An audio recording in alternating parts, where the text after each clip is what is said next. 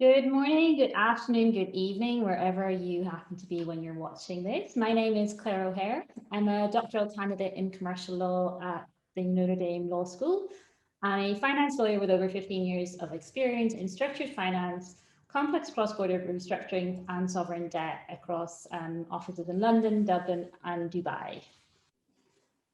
Hi there, I'm Lakshmi Kumar, I'm the Policy Director at Global Financial Integrity. We work at the intersections of illicit trade, finance, the institutions, systems, and actors that facilitate the movement of illicit financial flows. And that brings us rather very neatly into sovereign wealth funds. Sovereign wealth funds, are really truly assets that comprise trillions of dollars and affect and impact the global economy in many ways. And more ever than now, in the times of the pandemic that we are, knowing and understanding what the money laundering and corruption risks are for the financial system is critical, but I will let my colleague Claire continue from there. What's quite remarkable is that there has been very little focus on the corruption risk with sovereign wealth funds. And over the past 20 years, sovereign wealth funds have grown exponentially, both in number of funds and the assets under management. So since the 1990s, sovereign wealth fund assets under management has grown from about 500 billion to over $7.5 trillion in 2018. And in the last 15 years alone, over 40 new funds have been established in countries as diverse as Mexico, Russia, Bangladesh, Moldova, Guyana, Rwanda, and the list actually does go on.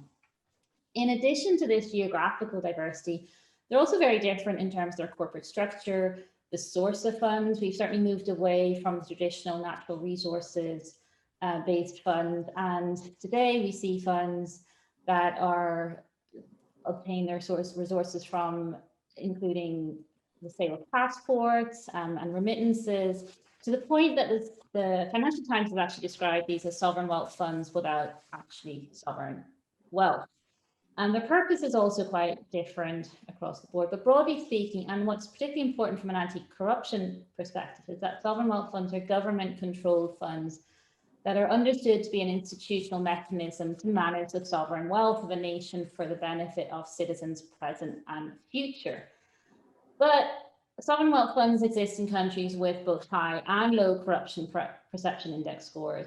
And until very recently, as we've mentioned, very little attention was given to corruption risk in sovereign wealth funds, despite the huge sums of money involved, which is the sovereign wealth of a nation, and the fact that there's often politically exposed persons in senior positions.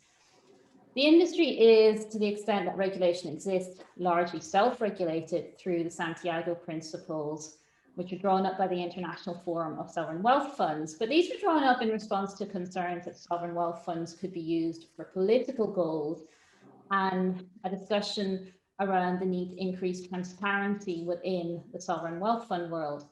But evident from the recent cases of corruption in sovereign wealth fund that Lakshmi will discuss in a moment, is that regulations that focus on responding to national security concerns don't necessarily also promote the integrity needed from an anti-corruption framework. And at a national level, there are very few countries that provide specific guidance to financial institutions and asset managers on sovereign wealth fund corruption risks. And it appears that the link to the sovereign has given cover to much of this corruption, with the idea almost that the king can do no wrong. Coming to the current situation of COVID, we've certainly seen in the past that countries will actually tap their sovereign wealth funds in moments of financial stress. For example, Ireland looked at its sovereign wealth fund during the financial crisis to help support the banks. And in the moment of COVID, when countries may have shrinking economies, they're certainly likely to be looking to withdraw funds from the sovereign wealth funds to inject into the local economy. And this really creates opportunities for the siphoning off of funds for personal gain, particularly as the funds tend to be held in various financial institutions around the world. And we see this just as there's a significant risk of corruption, particularly in this moment. But I'll hand over to Lakshmi now, who will actually discuss a little bit more about how the sovereign wealth funds and the corruption that we've seen in sovereign wealth funds, how these have used complex structures and transferred funds through the international financial institutions around the world. So over to you, Lakshmi. Thank you, Claire, for that excellent introduction. So what this inexorable link between sovereign wealth funds and the corruption risks are their ability to move through the global financial system uninhibited and unchecked.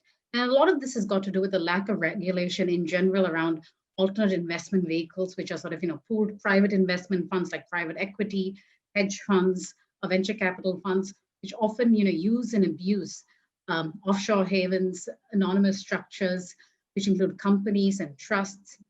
And at the crux of it, it is the lack of anti-money laundering due diligence and the lack of beneficial ownership that really pervades the industry, that makes it easy for sovereign wealth funds to be not just corrupt actors, but to act on that corruption and divert their funds all over the world, which makes it incredibly hard for both governments to secure their own citizens' funding, as well as for external agencies and external governments to track funding. The Libyan Sovereign Wealth Fund is an example. Till date, a large percentage of its funds are lost and the location of it is unknown. And this one MDB bank provides a rather very neat and perfect example that exemplifies this. One of the things that the fund did in terms of how it abused the financial system was it set up a series of companies that resembled, for instance, larger, more well-known institutions. And so, that allowed it to bypass regulators, just assume they were related to places like BlackRock or Affinity, which sound close enough to the actual institutions. They then send huge amounts through law firm trust accounts, which once again, because of client confidentiality rules, there was no due diligence to understand whose money it was, where it was. And once it hit those accounts, it then was able to sort of sweep through and pervade the global international system. And just looking at sort of the one MDB case, you see that it started in Malaysia. It quickly moved to the UK in the British Virgin Islands through sort of this offshore company. And from UK, it was supposed to go to a joint venture in the UAE, but in truth, it quickly hopped to Switzerland. From Switzerland, it moved through offshore havens, Hong Kong and other places. From Hong Kong, then it made its way through to the US, where JP Morgan Chase, through its correspondent accounts, sent billions of dollars really to a Swiss bank in Singapore. And from there, you just see money hopping and ping-ponging between all these jurisdictions. So the heart of it is that a lot of them were investment fund accounts, which means that it was nearly impossible to actually track down who the owner is.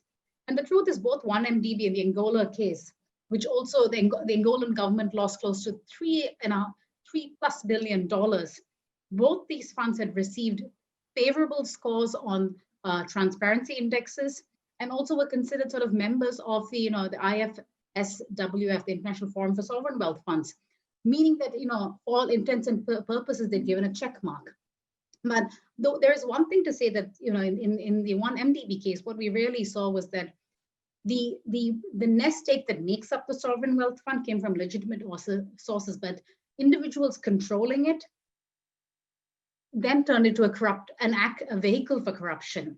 There are more newer and evolving sovereign wealth funds, which, as Claire mentioned, that don't depend on commodities, don't depend on natural resources. And a great example of that is the Multi-Sovereign Wealth Fund, the National Development and Social Fund, which has raised over 400 million euros. It is currently the 43rd largest sovereign wealth fund in the world, and 70% of that money, of the 400+ million euros, comes from its citizenship by investment program.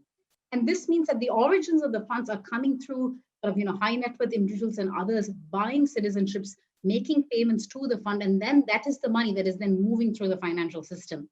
Now, in a case like this, then there's the question of what kind of due diligence is even being done on the origins of the funds that these individuals are contributing to acquire citizenship.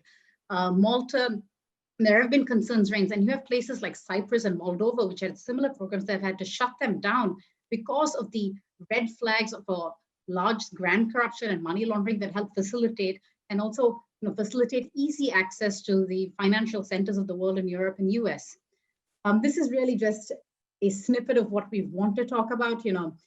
Do keep watch. We do have sort of a very, very interesting research paper that delves into the problems, the issues the fundamental need to sort of really look at sovereign wealth funds not as a national security issue, but more fundamentally as a significant corruption and money laundering issue, and reframe frameworks around it. This is just a final thank you for giving us your time. We look forward to hearing back from you.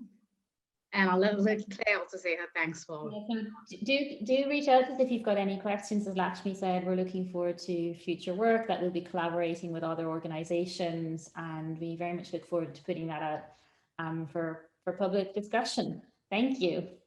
Thank you again. And as Claire mentioned, it slipped my mind, but we are working with sort of, the Carnegie Endowment on a work like this, and as well as the Anti-Corruption Data Collective. So, keep watch out for all of us in this space, because there's a lot more exciting research to come. And thank you to the OECD, especially for sort of partnering with GFI and the University of Notre and the law school on this with us.